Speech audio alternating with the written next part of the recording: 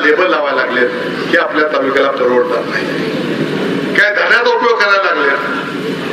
काय करायचं, तुमच्या एका रस्त्यावर 2 टिपर टाकायचे, त्याचा व्हिडिओ करायचा आणि मी काम करतोय म्हणायचं.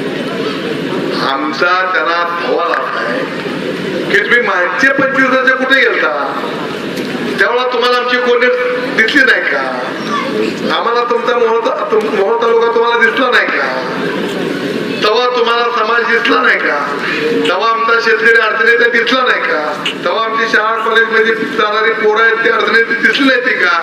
आजच काय आहे याचं उद्याच्या मतदानात तुम्हाला द्यावं लागणार नाही. आणि आता माझ्या आमदारचं हे अपयश आहे. 2-4 टिपर टाकून आमदार होतं का, म्हणजे त्यांनी काम, मला लाज वाटते ह्या गोष्टीची.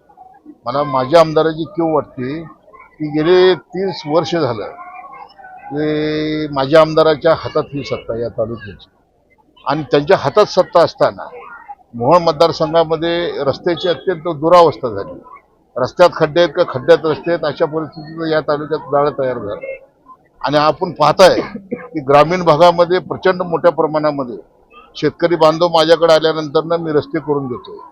विटा असेल, पोरगाव असेल, पुळूज असेल, पुळूजवाडी असेल, आंबे असेल, सळे असेल, कोंढारकी असेल, नेपदगाव असेल, नळी असेल, देगाव असेल, वरकुटे असेल, औंढी असेल.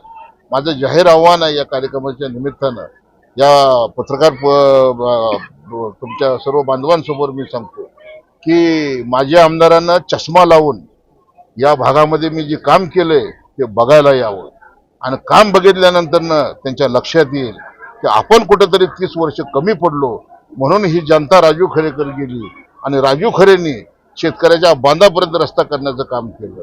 2-4 टिपर नाही, पुरे रस्ते बनवण्याचं काम आम्ही केलं.